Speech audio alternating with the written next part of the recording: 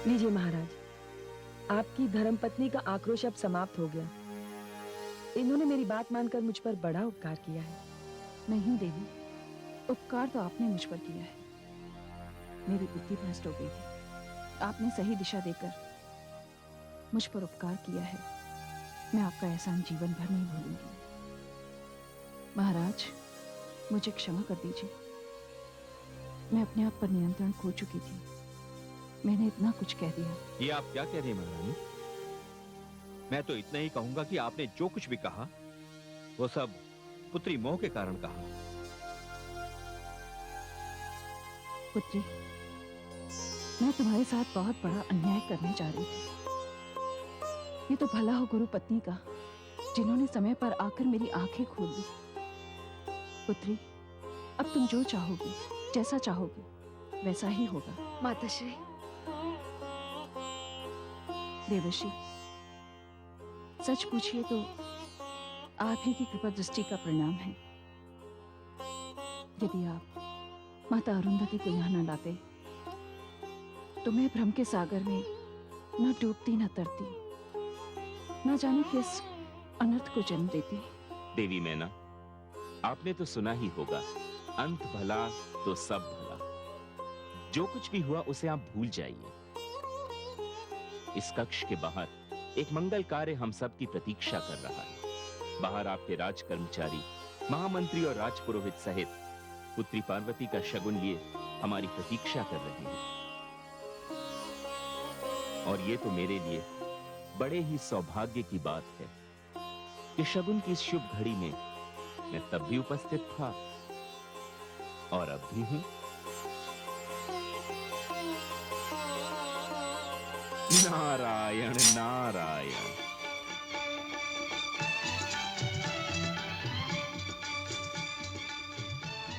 ये देखो, ये भी देखो। पुत्री पार्वती, कुछ कमी रह गई हो तो बता दे। इस शुभ विवाह के पावन अवसर का ये पहला चरण है।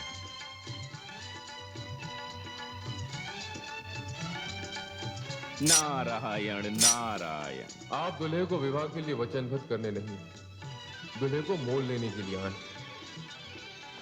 मुझे सब कुछ नहीं चाहिए। ऐसी परंपरा तो होनी भी नहीं चाहिए। दूल्हे के लिए दुल्हन से बढ़कर कोई उपहार नहीं होता। स्वीकार होगा, स्वीकार होगा पुत्री। जिस विनम्रता के साथ महाराज हिमांचल भगवान शिव को ये शगुन भेज रहे हैं, उन्हें स्वीकार होगा। आप चिंता ना करें। पुत्री पार्वती, तुमने कुछ नहीं कहा।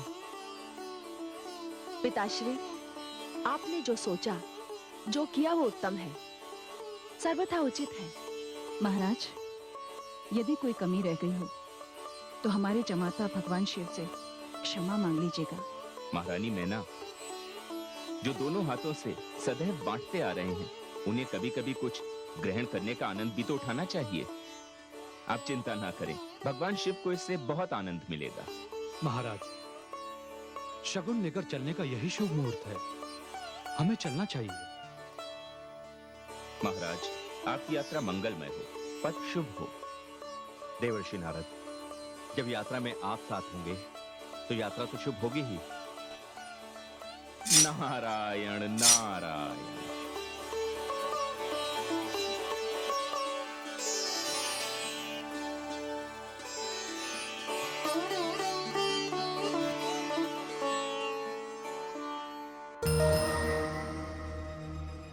मैं अतीत हूं। पर्वतराज के यहां से भिजवाया गया शगुन भगवान शिव ने स्वीकार कर लिया। देवताओं के गुरु बृहस्पति ने जो विवाह की तिथि निश्चित की, उस तिथि पर भूत भावन भगवान भोले शंकर अपनी चित्र विचित्र बारात लेकर महाराज हिमाचल के घर पहुंचे। उधर तारकासुर को ज्योतिषी आनंद वृत्त थी। उसे उसके अंतिम प्रहार के लिए तैयार कर रहे थे।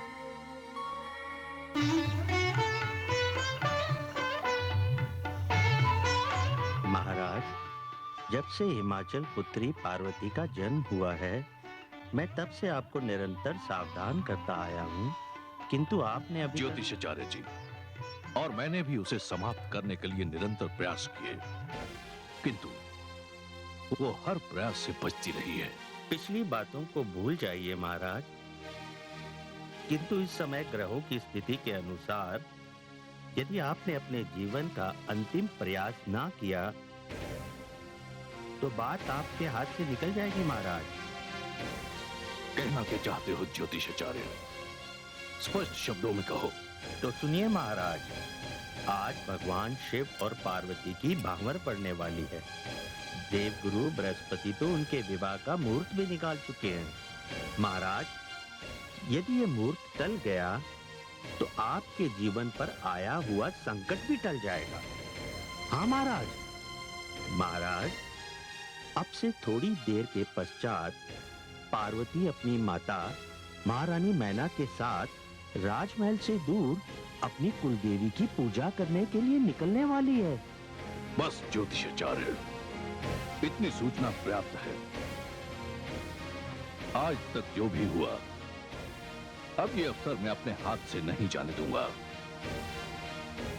ये मेरा अंतिम प्रयास होगा और यही मेरी समस्या का अंत होगा। आज तक मैं अपनी शक्ति के माध्यम से इस संबंध को रोकने का प्रयास करता रहा, परंतु अब की बार मैं अपनी माया का प्रयोग करूंगा। कोई है? आज्ञा असुर सम्राट। आज मैं अति प्रसन्न हूं। ज्योतिषाचार्य आनंद वृद्धि को ये जितना चाहे उतना धन देकर यहां से विदा करो। हमारा ये संदेश महामंत्री को दे दो। जो आज्ञा असुर सम्राट। जाइए ज्योतिषाचार्य जी। धन्यवाद महाराज।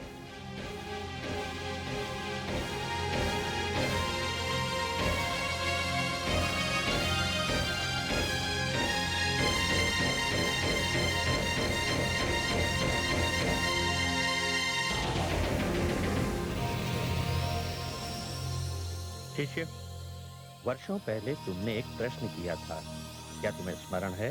हाँ गुरुदेव, मुझे स्मरण है, किंतु उसका उत्तर मुझे आज तक नहीं मिला। आज मैं तुम्हें तुम्हारे प्रश्न का उत्तर दूंगा। यदि उस दिन मैंने केवल महाराज हिमाचल का कार्य किया होता तो वे प्रसन्न होकर मुझे अधिक से अधिक कितना धन दे देते, किंतु असुर सम्राट ने तो मांगना मेरी इच्छा पर छोड़ दिया। ठीक है, आज मैं अपनी विद्या का भरपूर लाभ उठाऊंगा। अब मुझे जीवन भर किसी प्रकार का श्रम करने की आवश्यकता नहीं।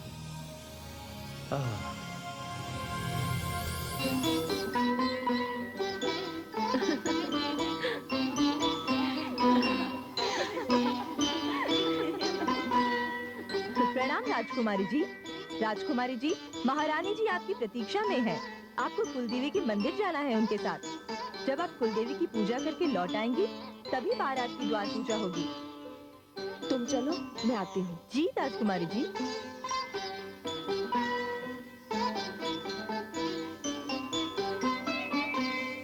पुत्री,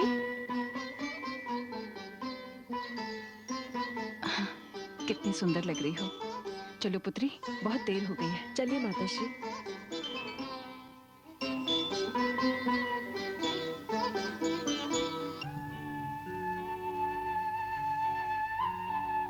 अभी तक महाराज हिमाचल की ओर से कोई संदेश नहीं आया। बारात लेकर चलने का मुहूर्त तो देवगुरु बृहस्पति निकाल चुके हैं। वीरभद्र, आदेश देवाधिदेव। जाओ हिमाचल राज से इसकी जानकारी ले आओ। जो आपकी आज्ञा।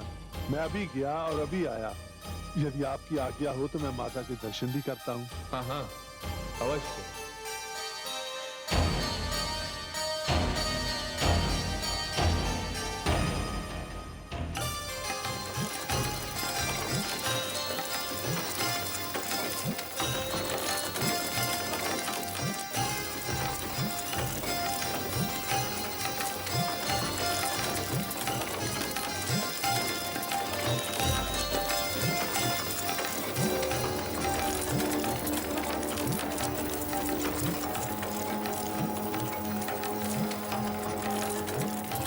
सारथी, रुको, रुको सारथी।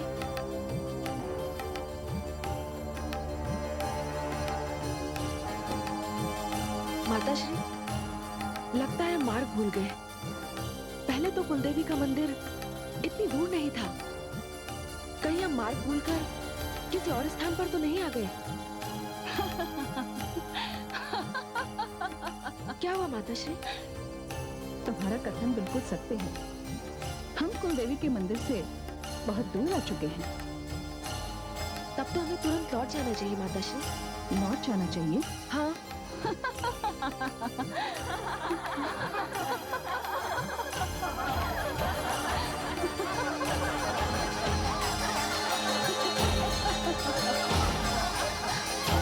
क्या हुआ माताश्री? अब तो लौट के जाने का प्रश्न ही नहीं उठता। माताश्री,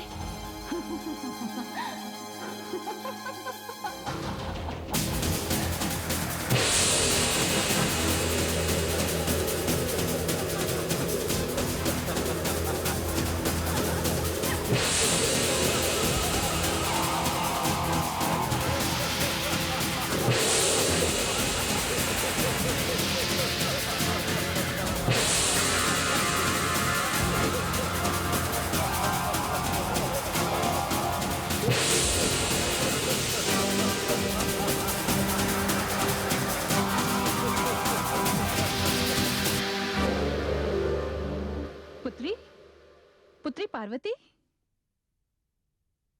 पार्वती कहाँ है? उसे मेरे साथ कुलदेवी के मंदिर जाना था। ये आप क्या कह रहे हैं महारानी जी? राजकुमारी को लेकर आप ही तो कुलदेवी के मंदिर गई थी। मैं? ये तुम क्या कह रही हो दासी? मैं सत्य कह रही हूँ। आपके साथ उनकी और भी सहेलियाँ थी। मैंने स्वयं आपको उनके साथ जाते हुए देखा है। हाँ महारानी जी, ये दासी बिल्कुल सत्य कह रही है। ऐसा कैसे हो सकता है? हे भगवान, ये सब क्या हो रहा है? महाराज, महाराज! महारानी, क्या बात है महारानी? आप इतनी घबराई हुई क्यों हैं? महाराज, अनर्थ हो गया। पुत्री पार्वती को मेरे साथ कुलदेवी की पूजा के लिए जाना था। मैं अपने कक्ष में प्रतीक्षा कर रही थी, किंतु जब मैं यहाँ आई तो इन्होंने मुझे बताया कि पुत्री पार्वती मेरे ही साथ कुलदेवी की पूजा के लिए गई है। किंतु ये कैसे संभव हो सकता महारानी? महाराज, ये रहस्य मेरी समझ में नहीं आ रहा। मुझे बहुत भय लग रहा है महाराज। महारानी, ये तो अवश्य ही चिंता की बात है। निश्चित समय पर हमें बारात का स्वागत करना है, और यदि ये मुहूर्त चल गया तो फिर दूसरा मुहूर्त भी नहीं है। फिर तो ये विवाह चल जाएगा महारानी। बारात द्वार पर खड़ी है महारानी, चारों ओर जग हंसाई होगी। इससे बड़ा अपमान हमारा और क्या हो सकता है महारानी? महामंत्री, सेनापति। आज्ञा महाराज। सेनापति, अपने सैनिकों को आदेश दो कि वो पुत्री पार्वती को महल के बाहर ढूंढे और नगर का कोना कोना छान मारे। जी महाराज। नहीं महाराज, यदि आपने ऐसा किया तो जनवासे में ठहरे हुए बारातियों तक ये सूचना पहुंच जाएगी, और इस सूचना का उन पर प्रतिकूल प्रभाव पड़ेगा। तो फिर मैं क्या करूं महारानी? हाथ पर हाथ धरे बैठा रहूं? नहीं महाराज, आपको कुछ भी करने की आवश्यकता नहीं है। जो भी आवश्यक होगा वो मैं करूंगा। वीरभद्र, आप? जी महाराज, आप चिंता न करें महाराज। इस परिवार का सम्मान मेरा अपना सम्मान है। मेरी माता पर कोई संकट आ ही नहीं सकता। जिनका पानी ग्रहण भगवान शिव के साथ हो रहा है, उन्हें कोई कैसे संकट में डाल सकता है? महाराज, मैं जानता हूं कि ये असुर राज तारकासुर की दुष्टता है। आप विधवासे में किसी को भेजकर ये संदेशा भिजवा दीजिए कि हम प्रार्थनियों के स्वागत के लिए प्रस्तुत हैं। किंतु वीरभद्र, पुत्री पार्वती? महाराज, मैं आपको वचन देता हूं, प्रार्थनियों के आगमन से पहले माता यहां पहुंच जाएंगी।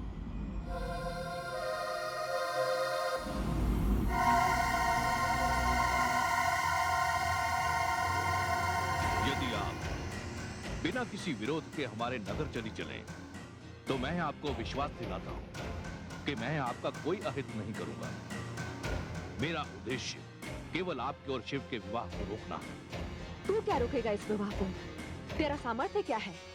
तू तो धारा में बहते हुए तिनके को भी नहीं रोक सकता और चला है समय की गति को, नियति की प्रगति को रोक ले। मैं इस विवाह को रोकूंगा, अवश्य रोकूंगा। मैं कहती हूँ मुझे जाने दो, अन्यथा अन्यथा अन्यथा का उत्तर मैं देता हूँ।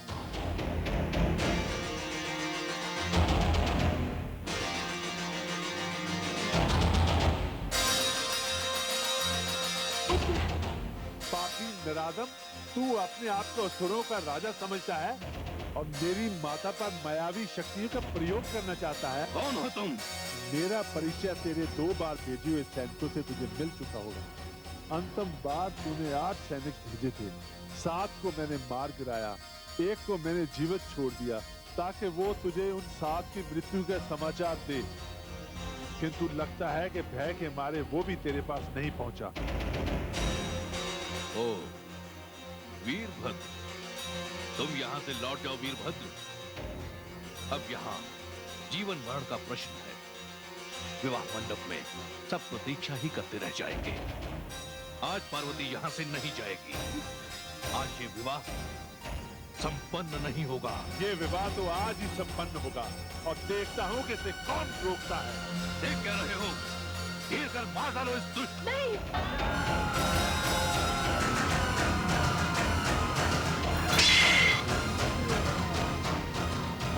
चिंता मत कीजिए माता, जिस पुत्र को आपका आशीर्वाद प्राप्त हो उसका कोई कुछ नहीं बिगाड़ सकता।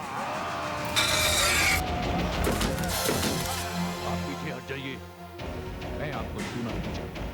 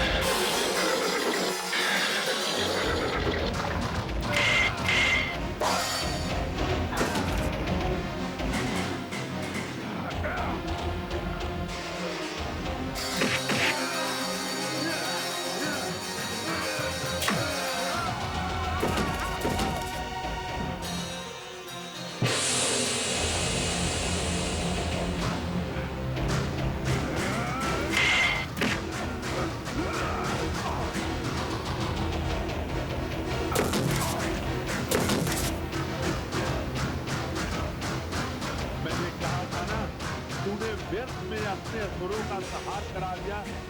अरे अंधे, अब भी समय है, लौट जा।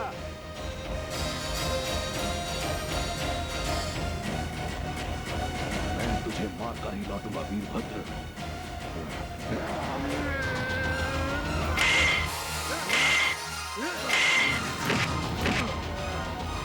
माता, विवाह का मुहूर्त निकल जाएगा, आप चले जाइए यहाँ से, मैं इससे निपट लूंगा। नहीं पुत्र, मैं अपने पुत्र को इस स्थिति में छोड़कर नहीं जा सकती। नहीं माता, आप चले जाइए। माता भी कहते हो और जाने के लिए भी कहते हो। हाँ माता, वहाँ 2 परिवारों की प्रतिष्ठा का प्रश्न है, विवाह के मुहूर्त का प्रश्न है। माता, आपको मेरी सौगात है, आप चले जाइए। मैं आपको वचन देता हूँ कि मैं इसको मारकर ही आपके पास आऊंगा।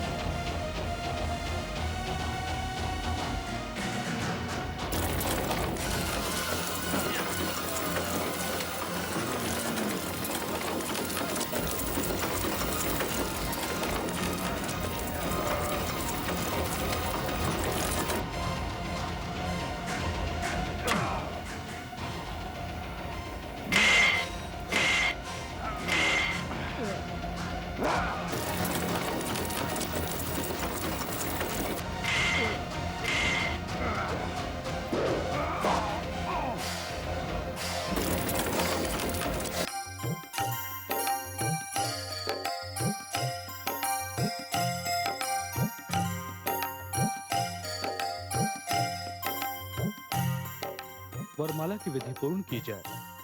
कन्या को ले आइए। महाराज, कन्या को ले आइए। जी मुहूर्त का समय हो रहा है। जी देवगुरु, जो आज्ञा।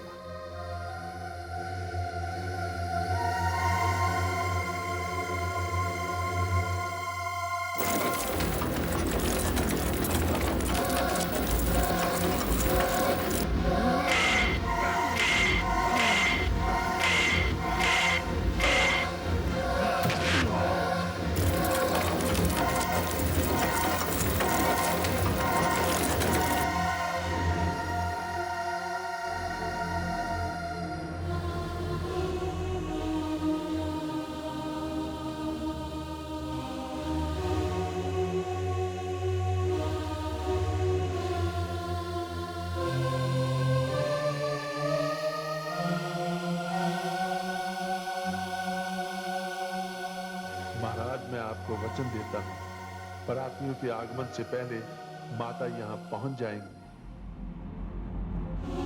हे देवी परमेश्वरी, मेरी सहायता करना, मेरी सहायता करना।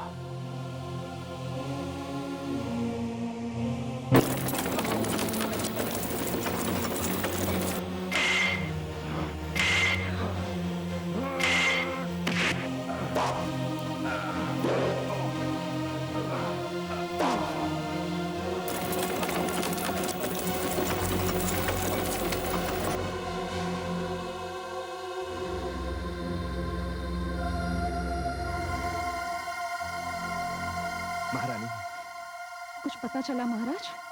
नहीं महारानी, कुछ पता नहीं चला। और अब तो देवगुरु भी हमारी कन्या को बुला रहे हैं। किंतु पार्वती, अब क्या होगा महाराज? कुछ समझ में नहीं आ रहा महारानी, कुछ समझ में नहीं आ रहा है। अब मैं क्या करूं?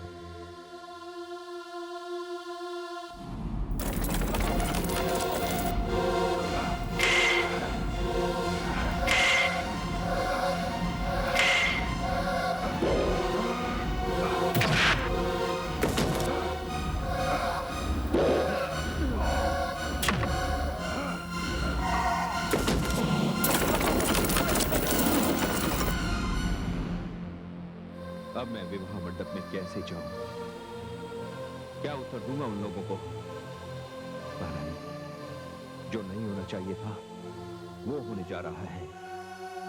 शुभ मुहूर्त निकला जा रहा है, किंतु पार्वती अब तक नहीं आई। पिताश्री, पुत्री पार्वती, मैं आ गई पिताश्री, मैं आ गई माताश्री, मैं आ गई। पुत्री, पुत्री तो कहाँ चली गई थी? क्या बताऊं पिताश्री, ये सारी की सारी तारकासुर की माया थी। तारकासुर की माया? हाँ पिताश्री, हाँ। चलो पुत्री, जो हुआ सो हुआ। देवी परमेश्वरी की कृपा से हमारी पुत्री सकुशल घर लौट आई। शीघ्र चलो पुत्री, देवगुरु हमारी प्रतीक्षा कर रहे हैं। मुहूर्त का समय निकल जाएगा। पुत्री, मुझे दुख है, कुलदेवी की पूजा तो रह ही गई। माताश्री, माता से बढ़कर कुल में और कौन देवी हो सकती है? आप मुझे आशीर्वाद दीजिए, मैं आपके चरण छूती हूँ। अखंड सौभाग्यवती हो, तुम्हारा सुहाग अमर रहे। पुत्री, चलो, जयमाला का समय हो गया। आओ पुत्री।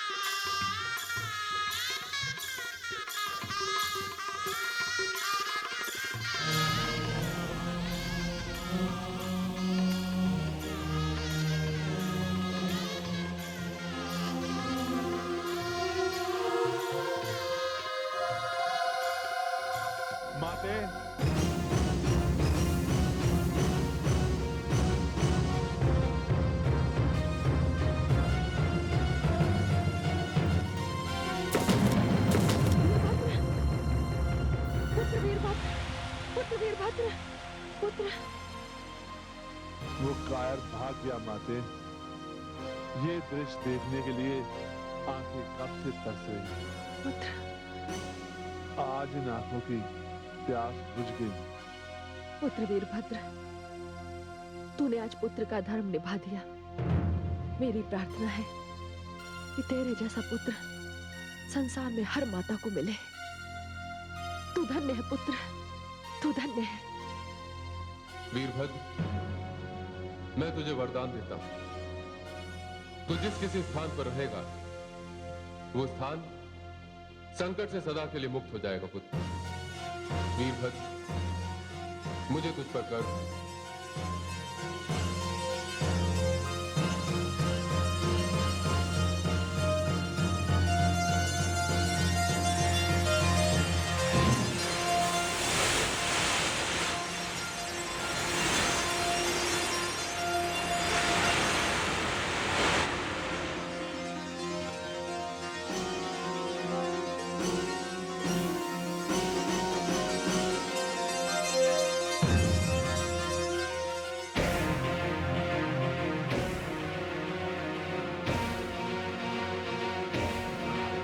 महाराज,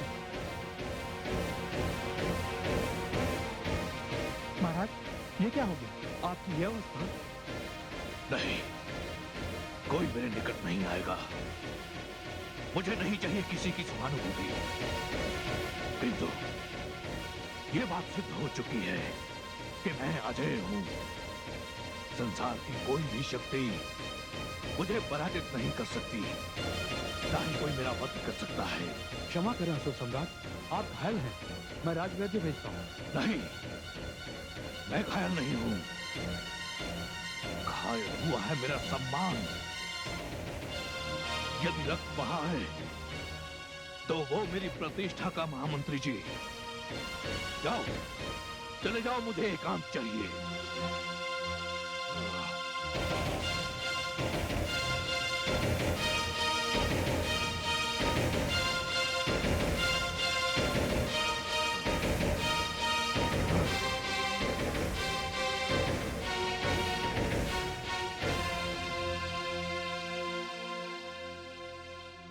महारानी, आप यहाँ क्यों चली आई?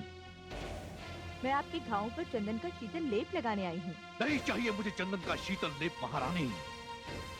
मुझे बड़ी प्रसन्नता होती यदि आप आकर कहती कि मेरे इन घावों पर आप चलते हुए अंगारे रखने आई हैं। महारानी, प्रतिशोध की भावना से मेरा रोम रोम चल रहा है। स्वामी, मेरा अपराध क्षमा कीजिए, किंतु मुझे खेद भी है और दुख भी। आप जैसा वीर प्रतापी विवाह मंडप में जाने वाली कन्या के साथ ऐसा छल कर सकता है, मैं ऐसा कभी सोच भी नहीं सकती थी। महारानी, युद्ध युद्ध होता है और युद्ध घृणा के वक्षस्थल पर पांव रखकर ही जीते जाते हैं। नहीं स्वामी, ये आपकी प्रतिष्ठा के अनुकूल नहीं। अनेक लोगों का विजेता एक छोटी सी विजय के पीछे इतना पागल क्यों है? विजय? छोटी सी विजय? महारानी, आपकी मति भ्रष्ट हो गई है। मैं विजय इसलिए प्राप्त करना चाहता हूं क्योंकि मैं अपनी अपमानजनक मृत्यु नहीं चाहता। महारानी, असुर सम्राट तारकासुर को एक 7 महीने का बालक मारेगा और उसे मरना होगा? नहीं, इतनी छोटी सी मृत्यु को मैं अपने निकट आने नहीं दूंगा। किंतु स्वामी, आप करेंगे भी क्या? क्या ब्रह्मा के लेख को मिटा देंगे? वैसे भी अब तक तो शिव और पार्वती का विवाह संपन्न हो चुका होगा। तो क्या हुआ महारानी, अभी ये यात्रा लंबी है। हिमाचल पुत्री पार्वती डोली में बैठकर कैलाश जाएगी। अभी भी एक अवसर बाकी है और ये अवसर मैं नहीं चूकूंगा। किंतु स्वामी, आपके ये घाव? ये घाव मेरा श्रृंगार है।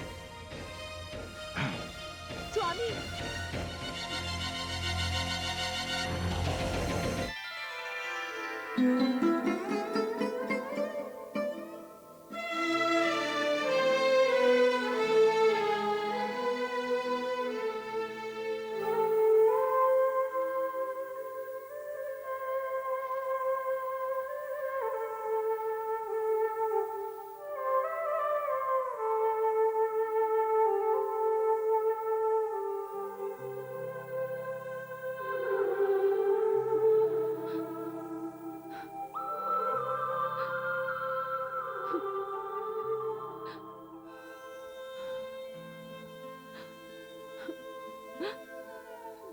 माताश्री,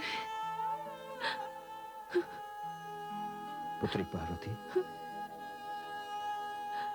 प्रत्येक माता पिता के जीवन में यह समय तो आता ही है जब उन्हें अपने ही हाथों से अपने हृदय का एक अंश दूसरे वंश को समर्पित करना पड़ता है।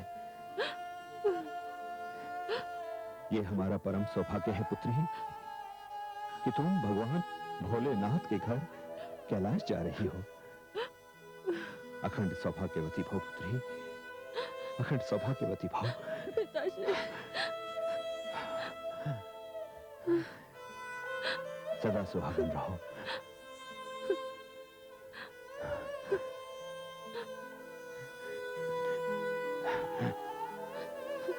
माताश्री, माताश्री, पुत्री, सदा सुखी रहो। मुझसे कोई भूल हुई हो या मेरी ममता में कोई कमी रह गई हो तो मुझे क्षमा करना पुत्री। नहीं माताश्री, नहीं। माता की ममता में कमी कैसे रह सकती है? माता की ममता तो सूर्य का प्रकाश है, चंद्रमा का प्रकाश कभी आधा कभी तिहाई हो सकता है, किंतु सूरज तो सदैव पूरा का पूरा होता है। तू धन्य है पुत्री, तू धन्य है। सदा सुहागन रहो। महामंत्री जी, सेनापति जी, आप हमारी पुत्री पार्वती की डोली के साथ साथ कैलाश तक जाएंगे। जो आज्ञा महाराज। आओ पुत्री।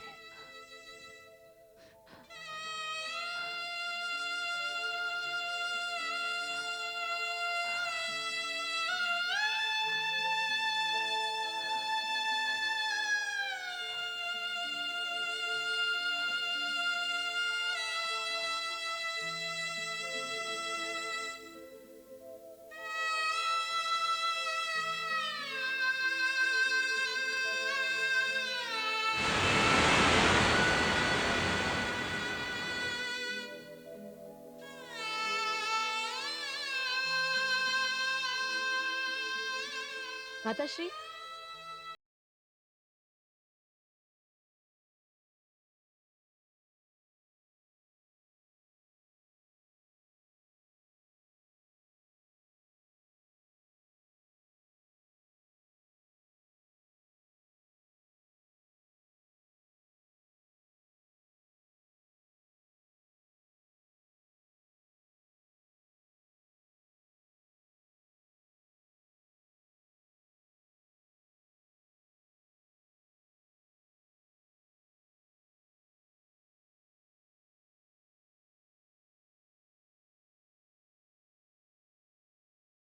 का उद्धार करना तो मेरा स्वभाव है, वो तो मैं छोड़ नहीं सकती।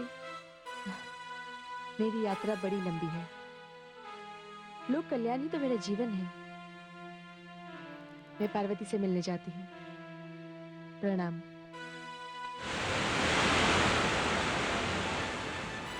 चलो महाराज।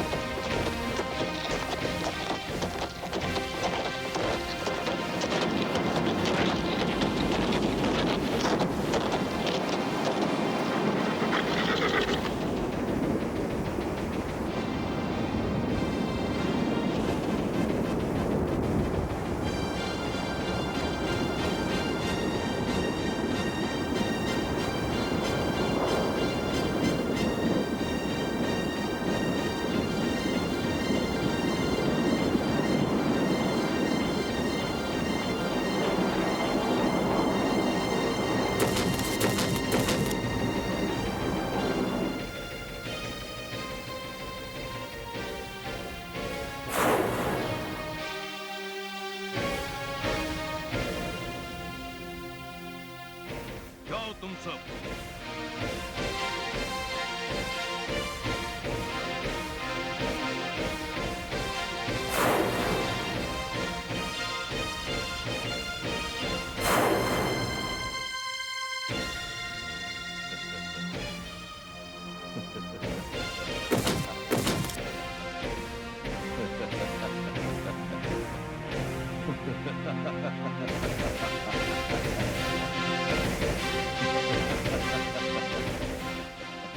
भोले शंकर, आप पार्वती की कैलाश पर प्रतीक्षा करते रहिए।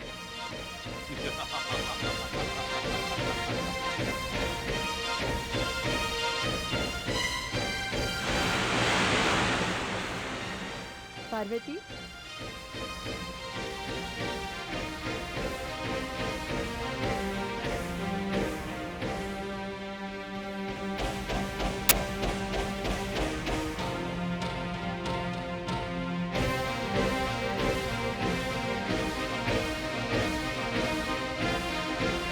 ठहरो।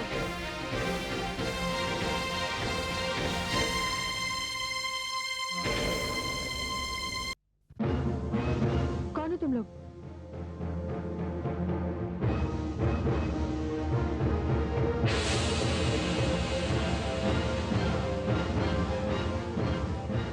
ए कन्या, कौन है तू?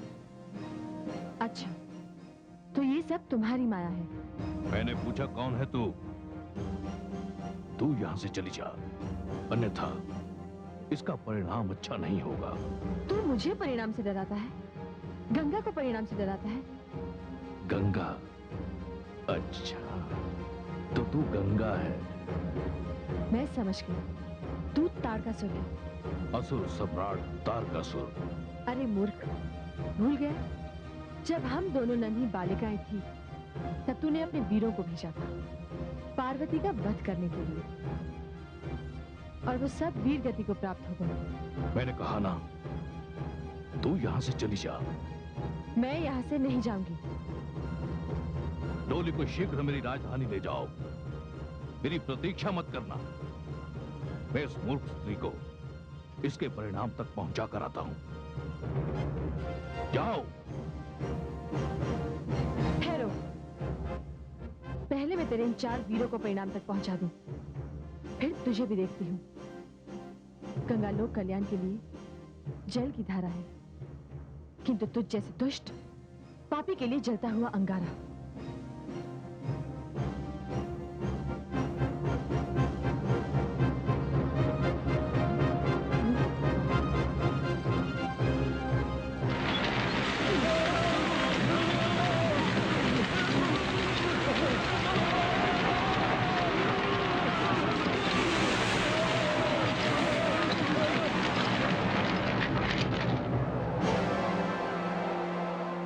दीदी, पार्वती, तू डोली से बाहर मत आना।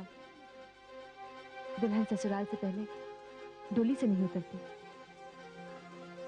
दुष्ट, पापी, तेरा तो अंत जिसके हाथों लिखा है उसी के हाथों होगा। किंतु मैं गंगा तुझे ऐसी गति प्रदान करूंगी कि तेरा तन मन सबका मैल धुल जाएगा। मैं भी देखता हूं तुझ में कितना साहस है और कितनी माया है। तो देख।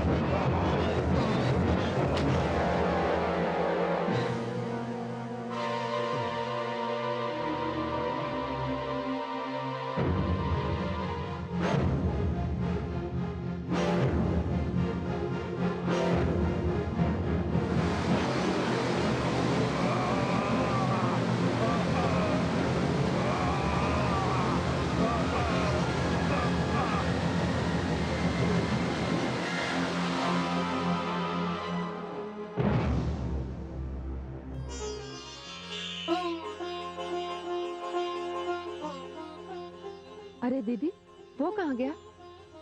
सीधा अपने नगर के भवन में जाकर गिरेगा। मुझे क्षमा करना पार्वती, मैं विवाह मंडप में तेरी अग्नि परिक्रमा के समय पहुंच नहीं सकी। मैं भी क्या करूं, लोक कल्याण की सेवा का संकल्प जो ले रखा है। किंतु दीदी, हमारे सैनिक, महामंत्री, सेनापति, वो सब कहाँ चले गए? वो सब बस अभी आते ही होंगे। तूने देखा नहीं, ये सब तारकासुर का माया जाल था।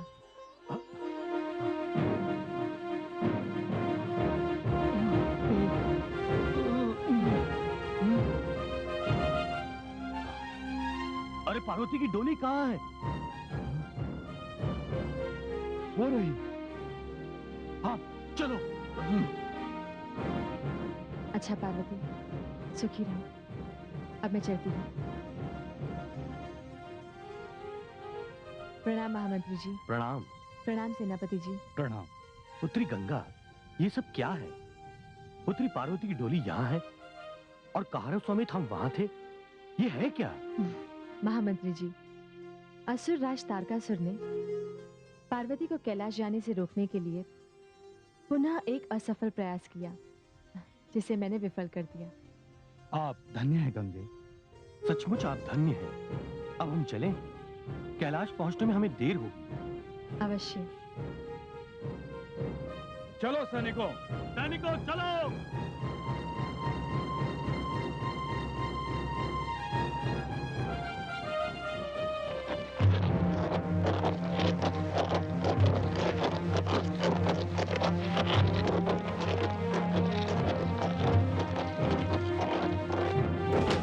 स्वामी, स्वामी क्या हुआ आपको ये? स्वामी उठिए, उठिए स्वामी।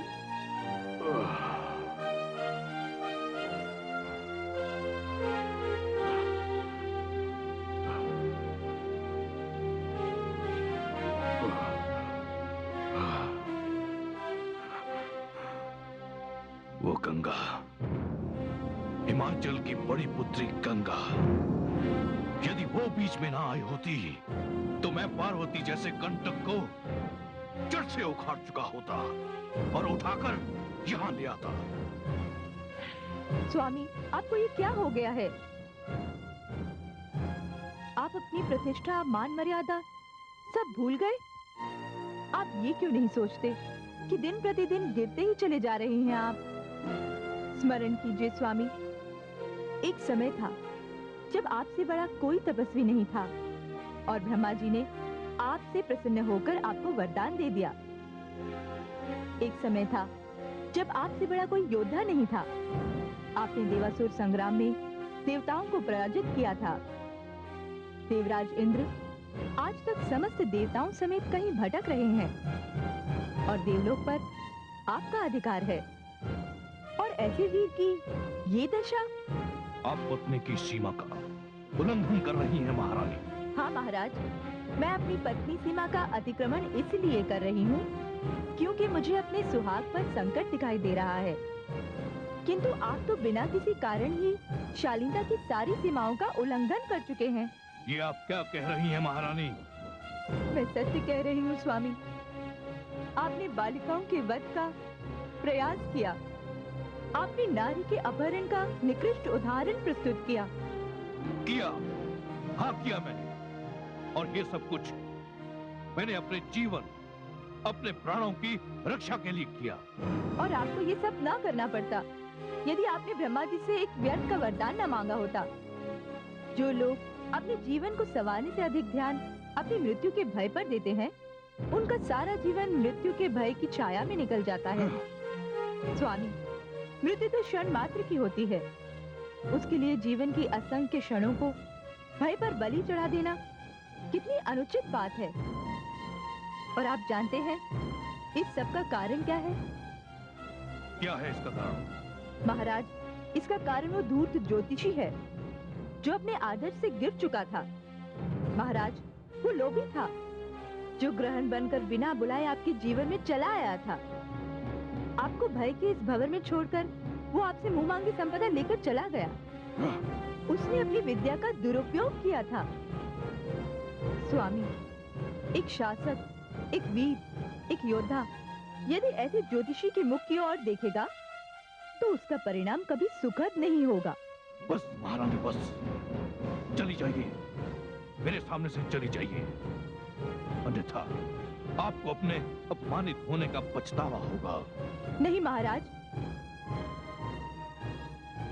मैं आपको इतना अधिक भी नीचे नहीं गिरने दूंगी। मैं जा रही हूँ।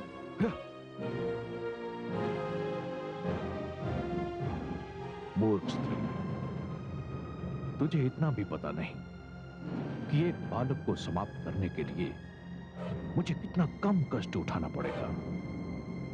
बहुत थोड़ा सा, किंचित मात्रा में।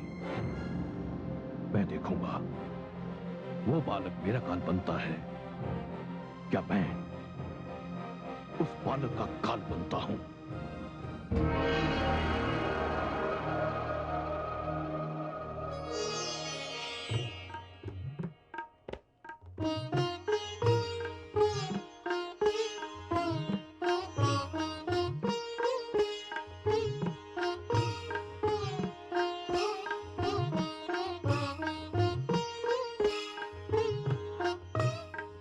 नहीं देवी, आपका स्थान मेरे चरणों में नहीं, मेरे हृदय में है। आपका और मेरा संबंध बड़ा ही अद्भुत है देवी। आप मेरी आराधिका भी हैं और मेरी आराध्या भी, और मैं भी आपका पुजारी हूं। हे शक्ति, आपके आगमन से ये शव पुनः शिव हो गया है। हे महादेव, अब तो आप चरणों में रखेंगे, मैं चरणों में रहूंगी। हृदय में रखेंगे, हृदय में रहूंगी। नेत्रों में रखेंगे, मैं नेत्रों में रहूंगी। अब आपसे दूर कभी नहीं जाऊंगी। हे स्वामी, हे प्रभु, विरह की जिस अग्नि में मैं जली हूं, जो पीड़ा मैंने झेली है और विरह में आपकी जो दशा मैंने देखी है, हे मेरे आराध्य, मुझे आशीर्वाद दीजिए, अब ऐसा कभी नहीं होगा। हाँ भवानी, भविष्य में ऐसा कभी नहीं होगा, कदापि नहीं होगा।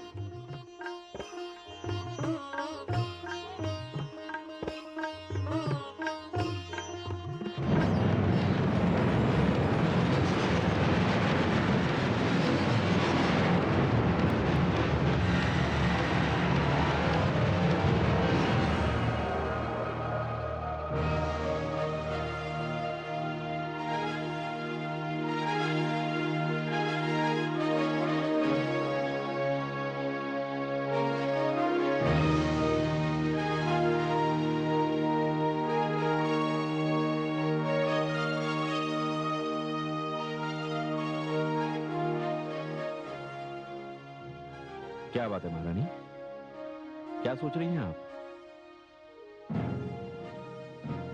महाराज, जब से पुत्री पार्वती को विदा किया है, एक एक पल, एक एक क्षण उसी की याद में बीतता है। देखिए ना महाराज, पुत्री पार्वती का बाल्यकाल कितना शीघ्र बीत गया। मानो समय पक्षी बनकर उड़ता रहा, एहसास ही नहीं हुआ कि वो कब बड़ी हो गई और कैसे अपने पति के घर चली गई। आपने सत्य कहा महारानी, समय सचमुच पंख लगाकर उड़ गया। हमारी पुत्री पार्वती ससुराल चली गई, किंतु उसकी स्मृति अभी भी हृदय में है महारानी। कभी कभी तो ऐसा प्रतीत होता है मानो वो यहीं कहीं हो, यहीं है हमारे पास। महारानी, उसके जन्म से उसकी विदाई तक कोई भी बात नहीं भूल पाया हूं मैं, कोई भी बात नहीं भूल पाया हूं महारानी। पुत्री की विदाई का दुख तो माता पिता को सहन करना ही पड़ता है, किंतु महारानी बड़ी ही भाग्यशालिनी है हमारी पुत्री। नारायण नारायण। देवर्षि नारद, आप? प्रणाम देवर्षि। आयुष्मान भव, आयुष्मति भव। देवर्षि, आपका आगमन सदैव ही शुभ की सूचना लाता है। हाँ महाराज, मैं इस बार भी आपको एक शुभ समाचार ही सुनाने आया हूँ। क्या शुभ समाचार है देवर्षि? महाराज, आप दोनों को शीघ्र ही पुत्री पार्वती की गोद भराई की विधि पूरी करनी है। सत्य? बड़ी ही आनंददायक बात कही है देवर्षि आपने। पर्वतराज, देवादिदेव के वंश में उनकी एकमात्र संतान आने वाली है, और क्योंकि पिताश्री ब्रह्मा की भाग्य रचना मिथ्या नहीं होती, इसलिए आप दोनों को शीघ्र ही नाना नानी बनने का सौभाग्य प्राप्त होने वाला है। अब हम शीघ्र ही कैलाश यात्रा की तैयारी करते हैं। देवर्षि, ये तो तीनों लोगों के लिए बड़ा ही सुखद समाचार है। बड़ी ही धूमधाम से गोद भराई होगी हमारी पुत्री पार्वती की। नारायण नारायण। देवराज, क्या बात है वरुण देव? आपकी वाणी से हर्ष का सागर उमड़ता हुआ दिखाई दे रहा है। हाँ देवराज, समाचार ही ऐसा है। तो शीघ्र ही सुनाइए, क्या समाचार है वरुण देव? देवर्षि नारद ने सूचित किया है कि बहुत ही शीघ्र भगवान भोले शंकर की संतान अवतरित होने वाली है। धन्य हो, आनंद ही आनंद। ये सचमुच कितने आनंद का विषय है, कितने हर्ष की बात है ये। हम सभी वहां उनके दर्शनों के लिए कैलाश जाएंगे। और हाँ अग्निदेव, मैं आपके ऊपर एक अतिरिक्त भार सौंप रहा हूं। आज्ञा देवराज। जब तक महादेव और देवी पार्वती की संतान 7वां मास पूर्ण नहीं कर लेती, तब तक आपको इसी हिमालय क्षेत्र में विचरण करना होगा, क्योंकि हमें इस बात की पूरी आशंका है कि तारकासुर अपनी सेना के साथ अवतरित बालक पर 5वें या 6ठे मास में आक्रमण करने का प्रयास करेगा। जो आज्ञा देवराज। चलिए हम सभी वहां उनके दर्शनों के लिए जाएंगे। आइए।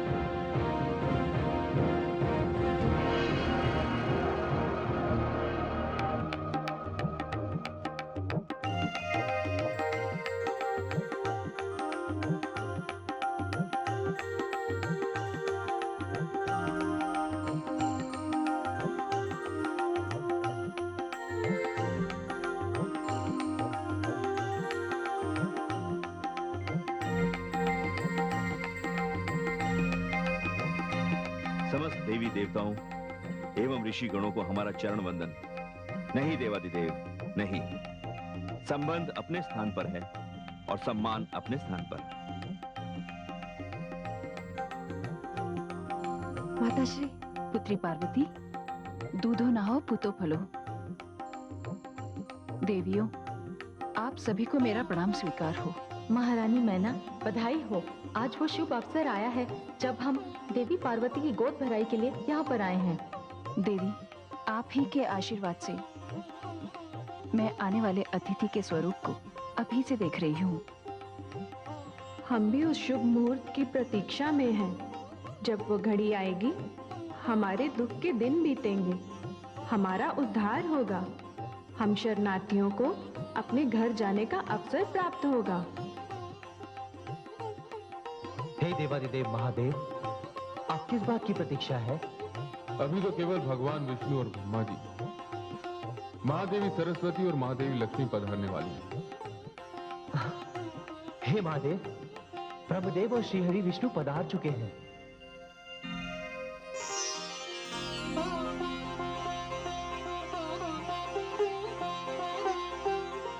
कैलाश पर आपका स्वागत है। प्रणाम।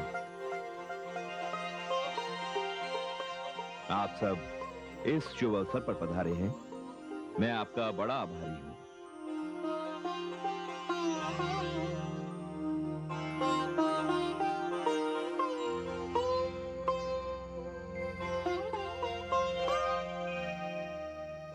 देवी, मेरी आपसे एक विनती है। कहिए देवी मैना।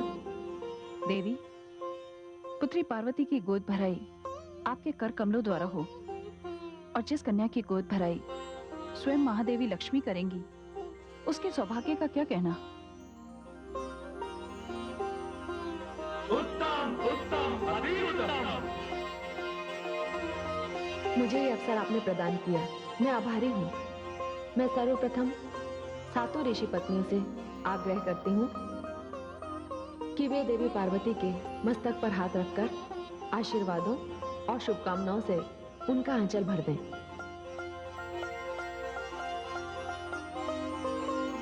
मंगलम भगवान विष्णु मंगलम गरुणध्वज मंगलम पुंडरीकाक्षम मंगलाय तनु हरि